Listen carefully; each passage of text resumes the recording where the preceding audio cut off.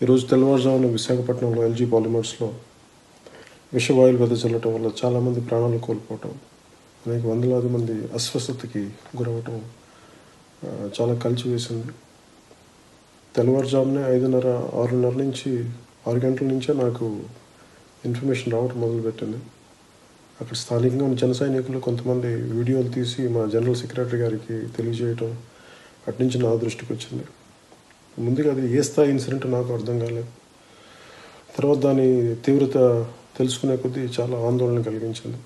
చనిపోయిన మూగ జీవాలు, దారి పొడవున మనుషులు పడిపోయి, పసిబిడ్డలు పడిపోవటం, ఆడవాళ్ళు పడిపోవటం, మగవాళ్ళందరూ కుటుంబాలు పడిపోవటం అసలు చాలా ఆవేదన కలిగించింది. ముందుగా చనిపోయిన మృతుల కుటుంబాలందరికీ మనస్ఫూర్తిగా నా తరపున, జనసేన తరపున మీకు నా ప్రగాఢ సానుభూతిని తెలియజేస్తున్నాను. ఈ సమయంలో